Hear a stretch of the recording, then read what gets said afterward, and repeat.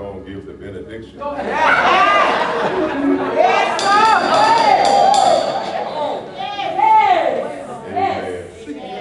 God is in his holy temple. God is in his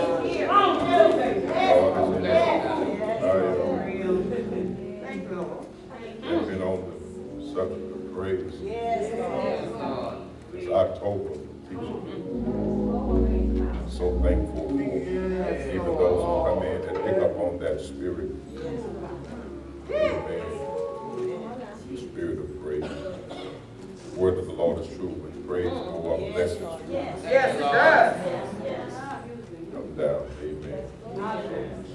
Lift your hands and say, God, I receive. God, I receive. That's it. I receive. I receive. And you remember the receiving posture is your hand tilted. I'm open to receive all that you have. And I receive it in Jesus' name. God bless you. Good morning, good morning. Good morning. Preach in the name of the Lord. And God for all of you here. So this, amen. I'm mindful that, when there's a spirit of praise, I'm going to let God and praise you. That was just the word that I need you to come to say for time. But you just got to let God do what he does.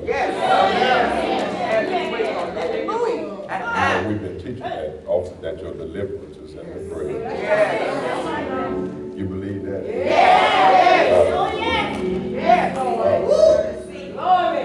Thank you. Thank you, Lord. God bless. God bless. God bless. Thank God for everybody. All of those God has used today, what I call the dancers of music, and amen. Hallelujah. God, the spirit of worship. Let's go to just a word that I want to share. It's been years and years, but I want to bring it back today. Years and years ago, share this word with you, and I'll purpose to deliver it as speedily as I can, but as anointed as I can possibly be. Amen. Amen. So let's pull this word right here. Amen. Ask somebody, have you put God on trial? Have you put God on trial?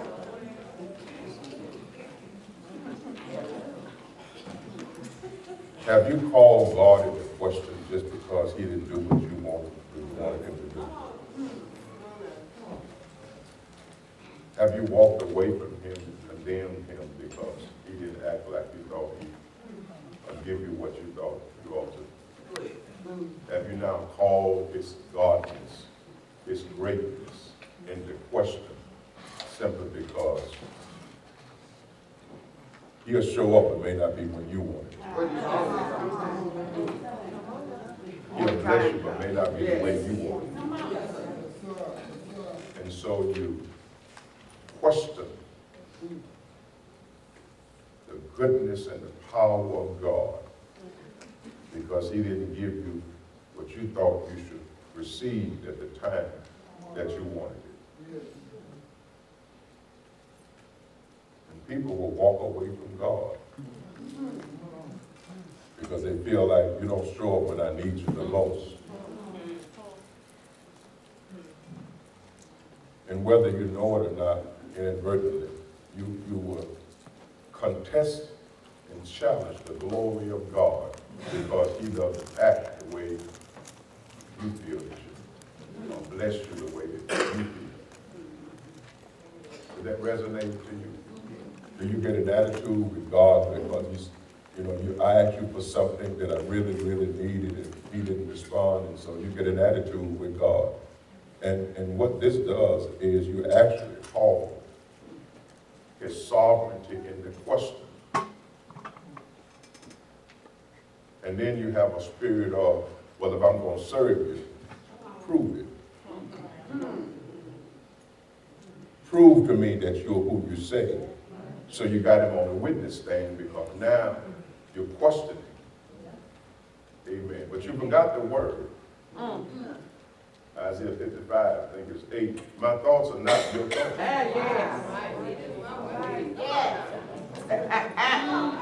Yes. One of the key reasons why I serve God aside from salvation is because he don't act like me. Yes, Lord. Thank you, Jesus. Yes. He's just God, and he's all-knowing. I'm not. So there's a lot of things that he knows that I may not. And so there are reasons why he can't respond, because I realize sometimes blessings can also, things can bless you, but some things, if you're not mentally prepared and ready for, can also hurt you. Yes. Yes. They're good things, but if you're not mature enough to handle it, can also hurt you. And sometimes God has to protect you from yourself. Yes. Yes. Yes, Lord. Ah. Come on, great doctor. Yeah, you make that make sense to you? Yes. I want to just open up something I've been teaching about Job off and on. So I want to pull this from the book of Job. I want to go through a series of scriptures to paint a picture and show you what I'm saying today. And in the end, I'll kind of bring this home and tie it up and make it make sense to you. Let's read a few scriptures from Job to establish the premises of this whole message today. 5, chapter 5, and I'm going to go through a few scriptures. This is Job, and you know Job's situation. Everybody knew where he was, what he was going through, how he lost everything, and including his health and just everything. So here we pick up the conversation that Job is having now with his friends and also with God. He says, "For affliction does not come from the dust, nor does trouble spring from the ground." He's arguing his point with God. You're in control of everything. You're the great Almighty. Yet man is born to trouble. So he says, "So I will seek God, and to God I will commit my cause," or my case.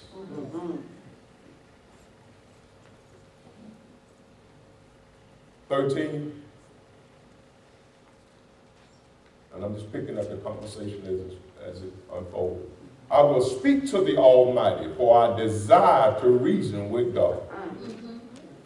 See now, here it is. "I have prepared my case.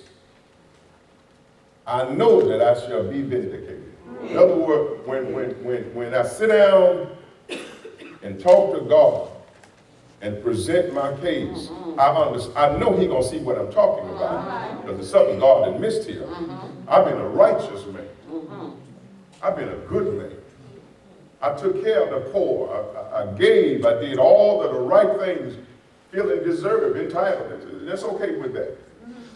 I've been righteous. I've been good. I did what you said. So I know that when I talk to God and lay this out, that he's going to change his mind and I'm going to be vindicated. God going to say, in essence, "I see your point, Joel. Let me go on." He's arguing his point up on righteousness. Now, let me tell you, good works, I think, is what's lacking in today's Christian, because we rest so much on grace and faith that we can live any kind of way and claim grace as our pardoning power. There's an element of truth, but it's definitely taken out of context. Because good works has its place.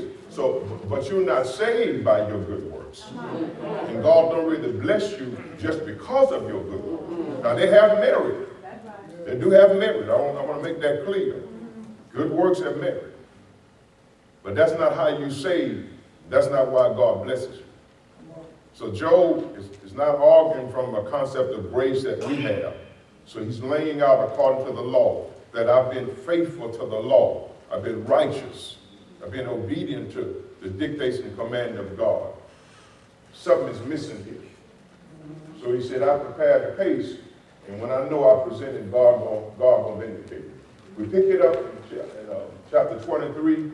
This is the Amplified. I don't have all of them. I just have some of it pulled through. Then Job says he's now talking to his friends, because there were actually a total of 4 friends that had come to be with him in his time of grief and trouble that he was going through. They came. The scripture even said that for 7 days they sat in the company of Job and nobody said a word. They just sit there with him as he was agonizing and experiencing pain and sickness and grief. And can you imagine people sitting with you and don't say nothing for 7 days, just looking at you? If I'm sick, don't come do me.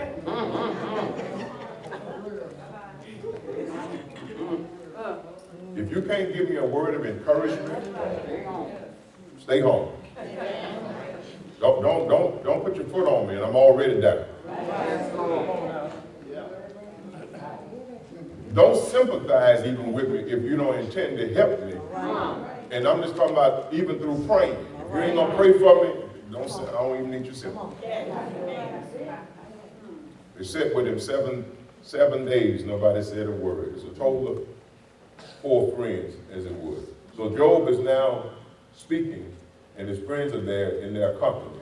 Then Job says, even today, my complaint is contentious. I use it from the Amplified. I'll change the language so this to make it better, a little bit clearer. My complaint is contentious.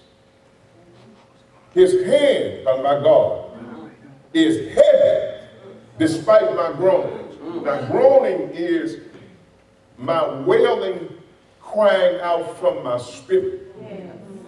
You would think that God would hear my soul hurting, crying out to you, and yet he hadn't said nothing.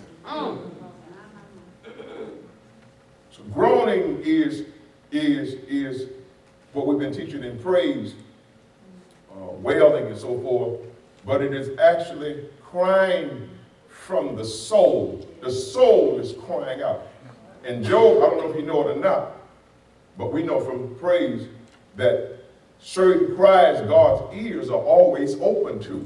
So when a child wails a certain way, God is automatically attentive to the wailing of your soul. That's when the soul is bitter with pain and hurt, not bitter with anger, but with pain and disappointment. And God is sensitive to a soul that's hurt. You know, you can hurt my feelings, but when I get hurt in my spirit, in my soul, that's another kind of hurt. And that's the kind of hurt that we've done to a lot of church folk when we've betrayed them.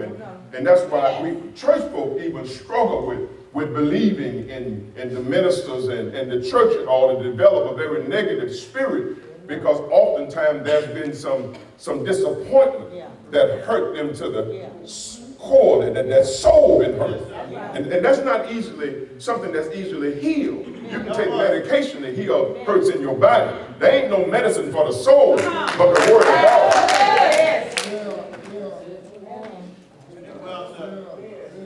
Only God can heal the hurt of the soul. And let me tell you the truth. And sometimes you have to be patient when a soul is hurt.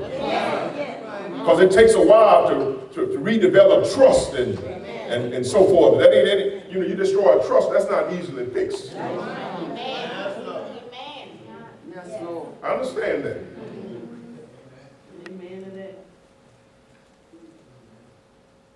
So if you come to church and then on top you're hurting and all I'm asking for is your money, that's adding fuel to the fire. Yes, Lord.